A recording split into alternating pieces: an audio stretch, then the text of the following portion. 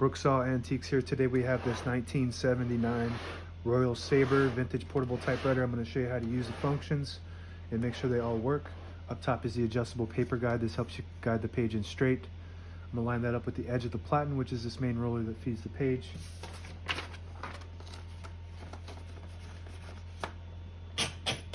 And this model has magic margins. Right now the margins are set at the beginning and the end of the page, but if you wanted the right side to be closer to the middle, you put the cursor where you want it, and then you hit that button on the right, and it magically will put that margin where you are. And if you want it closer to the edge, hold the carriage release behind the knob here and the magic margin at the same time, and it'll allow you to put it all the way on the edge. Same concept for the left side. Say I wanted it closer to the middle, I hit that magic margin, and it magically sends that margin to that spot. If you want it on the edge, push it down and move the carriage all the way to the edge, like that.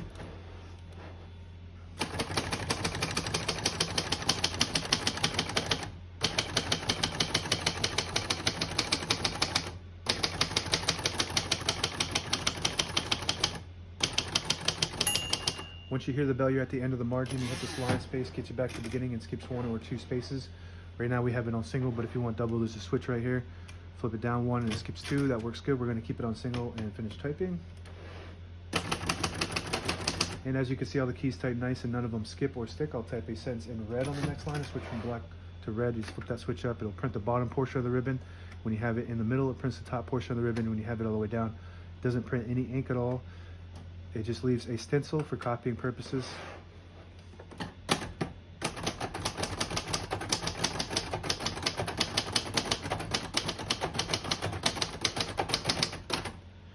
Very nice typing machine. More modern style typewriter, but it does have that classic feel to it. Well designed by Royal, one of the best typewriter brands of all time. Made out of all metal, so this is before they transitioned to most typewriters being more plastic. This does have plastic in the front area here, but all the shell and design are all metal. Everything underneath is metal, so it's very well designed. It will last forever if you take care of it. There's a switch on the right side here. You flip it forward and it unlocks the rollers underneath the platen, allowing you to pull the page out easy or load thicker paper like carbon copy or cardstock. Make sure you flip that back before you load the next page, or else it won't load correctly. A shift on each side and a shift lock on the left. To clear that, just hit the shift button again. Got a backspace on the top left. That works good. We're going to switch this back to the black ink, so next time we print, we're going to print black. This has a tab function and it's labeled as column, so that this key right here says column, and right now I think we have 1 tab set in the middle. So if you want to clear that, you just hit the column clear button on the top left here, and it will clear that. And now we don't have any, but as you can see, there's another one there. So now we don't have any. And as you can see, this does go slamming pretty hard if you hit that column button and there's nothing set. So I do like to set one somewhere in the middle, so that way it doesn't cause too much wear and tear in your typewriter when you hit that column button. And you can set as many tabs as you want on this model. Below that is the margin release. When you get to the end of the margin, there is a mechanism that will lock the key so they won't print. You hit that margin release, it will allow you to go all the way to the end. That works good. Touch control on the left side here. Low, medium, and high. The higher you go, the more tension there is when you hit the keys. You do have to hit them harder, but they respond faster. Backspace right next to that. And this lid comes off here. Be careful when you're removing and putting this on, because if you bend this a little bit, it's metal. It could cause the keys to get stuck on it and hit it when you're typing. And if that's happening to your typewriter, you can just kind of bend it a little bit to try to fix that. All the brand new ribbons loaded on the left side, so it's pulling to the right.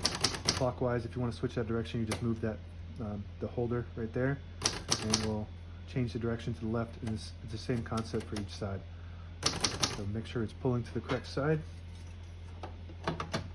And this pops right back on with these 2 little hooks, and they just fit right into these 2 slots and pop in like that. This is the carriage release behind the knob here. There's one on each side. Very smooth. This typewriter is very smooth all around.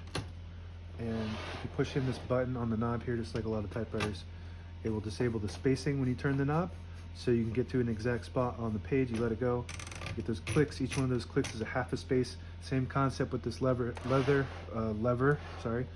If you flip this to the front, it'll disable the spacing too. Flip it back, hit the clicks. And that's it. Now available on eBay or Etsy. Search Brooksaw Antiques.